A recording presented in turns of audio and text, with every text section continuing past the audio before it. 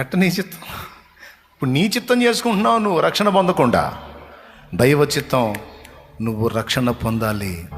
ఇందాక చెప్పినటువంటి మహిమ శరీరాన్ని నువ్వు కూడా ధరించుకోవాలి.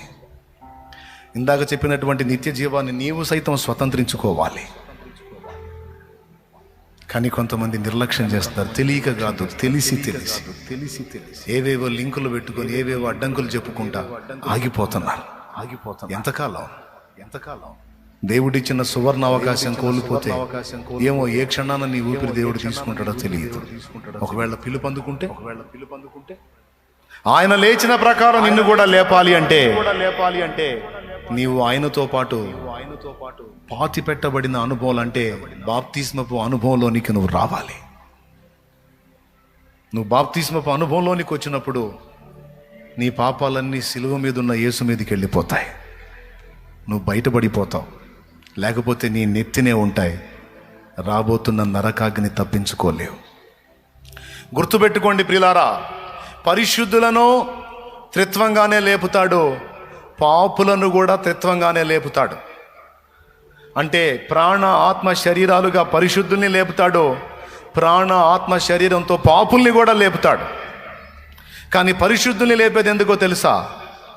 పరలోక రాజ్యములో యుగ యుగాలు నిత్య సంతోషం పొందటానికి. పాపుల్ని లేపేది ఎందుకో తెలుసా? నిత్య నరకాగ్నికి. వాళ్ళకైనా వీళ్ళకైనా శరీరంతోనే లేపుతాడు, శరీరం లేకుండా వదిలిపెట్టడు. అర్థమైందా? కాబట్టి ఇప్పుడు చెప్పండి, నీ చిత్తం నెరవేర్చుకునే ఛాన్స్ ఉంది. కానీ నీ చిత్తాన్ని కూడా తీసుకొచ్చి దేవుని చిత్తానికి అప్పజెప్పటమే క్రైస్తవ జీవితం.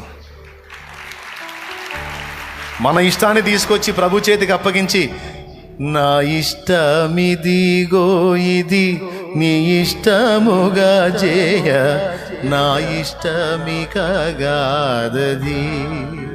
బా, ఏమి సమర్పణ!